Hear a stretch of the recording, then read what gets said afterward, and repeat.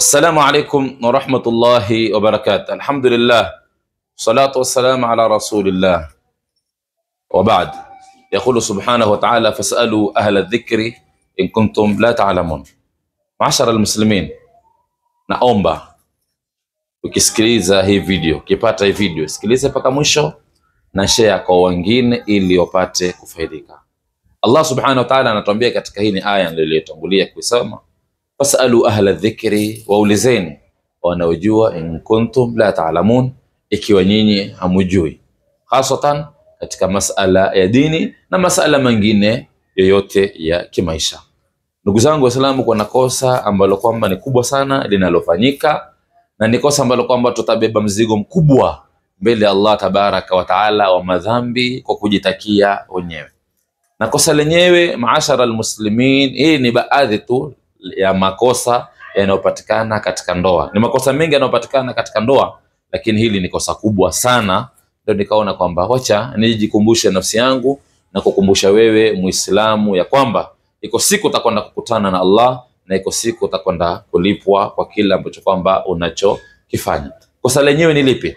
Kosa lenyewe ni katika kutoa idhini kwa binti ambaye kwamba atakayekuolewa.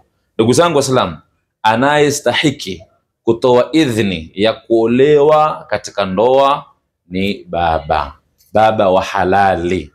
Kwa mfano, kuna wale wanaume ambao kwamba waliotembea na wanawake, na kwa bahati mbaya mwanamke akapata ujauzito kabla hajaolewa. Kijana na binti wakasema ili kustiri aibu, wacha tuoane, ili hali wanajua uhakika kabisa kwamba hii ni mimba ilipatikana kabla ya ndoa.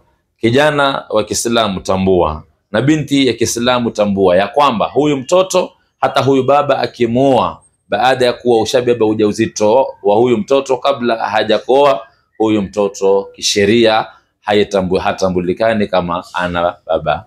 Yani huyo ambaye kwamba aliyekuoa baada ya kukupatia ujauzito katika sheria ya Kiislamu haimtambui kama ni baba wa huyu mtoto, bali huyu atahesabika ni mtoto ambaye kwamba aliyopatikana nje ya ndoa. Ikiwa itafikia wakati huyu ambaye kwamba ulibeba ujauzito wake ukamzaa, na kwa bahati nzuri ikawa ni mtoto wa kike, ikafikia wakati wa kuolewa na wataka kutolewa idhini, wewe baba muogope Allah, wewe mama muogope Allah, wamjulisha yule ambaye kwamba atakaye kusimamia kuozesha, kiwa ni ustadhi, kiwa ni shekhe, kiwa ni kadhi, mwambie kwamba huyu mtoto tulimpata au nilimpata nje ya ndoa, hana wali. Kwa hivyo na sheria inatuambia kwamba yule ambaye kwamba hana wali wake ni sultani, ambapo kwamba sasa tunasema sultani ni makadhi, wali wake atakuwa ni kadhi. Mweleze yule kadhi au yule shekhe aliyekuja kumuozesha kwamba huyu mtoto ni mtoto ambaye kwamba haiko katika ndoa.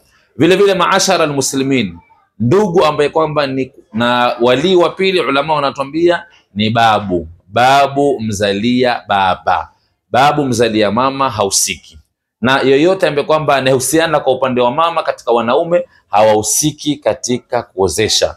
Ndugu ya huyo msichana ambaye kwamba anayetaka kuolewa, ambaye ni ndugu yake kijana mathalan, huyu msichana ana brother yake, huyu brother wameshare mama, lakini baba ni tofauti, huyu hana nafasi ya kutoa idhini. Wajomba, mara nyingi sana tunaona wajomba ndio ambao kwamba wanaojipiga kifua na kusimamia jambo la harusi na kutoa idhini.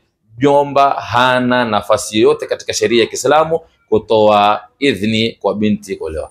Kwa mfano pia vile vile kuna kosa ambalo kwamba linalofanyika iwapo baba alizaa na huyo mama katika njia ya halali, lakini kwa bahati mbaya kama tunavyojua mababa wengi akakimbia majukumu, akawa hamshughulikii wala hamwangalii. Mama kahangaika, wajomba kahangaika, familia wa upande wa mama ikahangaika. Itakapofika wakati wa ndoa, muache baba aibebe jukumu lake kwa Allah tabaraka wa taala kutomwangalia, lakini wewe usibebe jukumu la kuenda kumzinisha huyu mtoto, na watoto watakaozaliwa watazaliwa nje ya ndoa. Kwa sababu gani? Kwa sababu utakaposema kwamba huyu baba hakumwangalia, hakumshughulikia, kwa hivyo mimi siwezi kwenda kuchukua idhini kwake yeye. Muache apate madhambi yale ambayo kwamba aliyofanya, lakini wewe usibebe madhambi ya kwenda kumzinisha huyu mtoto na kumzalisha watoto nje ya ndoa. Kwa sababu maashara muslimin, yoyote ambaye kwamba atakayetolewa idhini na mtu ambaye kwamba hastahiki kutolewa idhini, ina maana hii ndoa haikuswihi. Ikiwa hii ndoa haikuswihi, ina maana kila atakapofanya tendo la ndoa Allah anamwandikia kuwa amezini,